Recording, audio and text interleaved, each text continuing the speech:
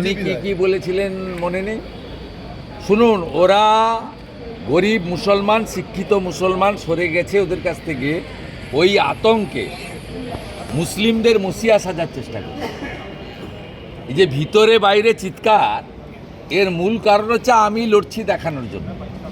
তো উনি যা যা কথা বলেছেন উনি নিজেই স্বীকার করুন। বলেছেন আমার ধর্ম মহান, যারা আমার ধর্মে জন্মগ্রহণ করেনি তারা সবাই দুর্ভাগ্যশীল, আমি সৌভাগ্যবান। কে বলেছে? ফিরহাদ হাকিম। পাকিস্তানের সাংবাদিককে নিয়ে এসে তিনি বন্দরে গিয়ে বলেছেন যে ইহা ভি এক মিনি পাকিস্তানে, কোন বলা থা? উনি তো এসব কথা বলেছেন। উনি যে সমস্ত কথা বলেছেন ভোট ব্যাংকের স্বার্থে সাম্প্রদায়িক রাজনীতি করার জন্য, এগুলো মানুষ জানে, দেখেছে।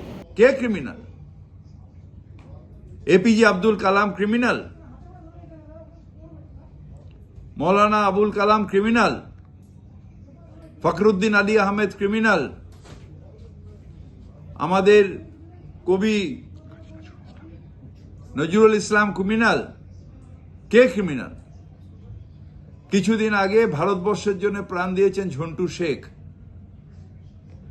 কাশ্মীরের টেররিস্টদের সাথে লড়াই করতে করতে। উনি জানেন যে কত স্বাধীনতা সংগ্রামী এই মাইনরিটি কমিউনিটি, এই মুসলিম কমিউনিটির থেকে ভারতের স্বাধীনতার জন্য প্রাণ দিয়েছে। ভারতের স্বাধীনতা রক্ষার জন্য বর্ডারে কত মুসলিম কমিউনিটি, হিন্দু কমিউনিটি কাঁধে কাঁধ নিয়ে লড়াই করে তারা নিজেদের প্রাণ দিচ্ছে। হ্যাঁ, বিজেপি ক্রিমিনাল, তার কারণ গুজরাটে বহু নিরীহ মানুষের প্রাণ দাঙ্গায় গেছে। বিজেপি ক্রিমিনাল কেন আজও ইউপিতে বা অন্য ডবল ইঞ্জিন সরকারের সাধারণ মানুষের প্রাণ নিচ্ছে?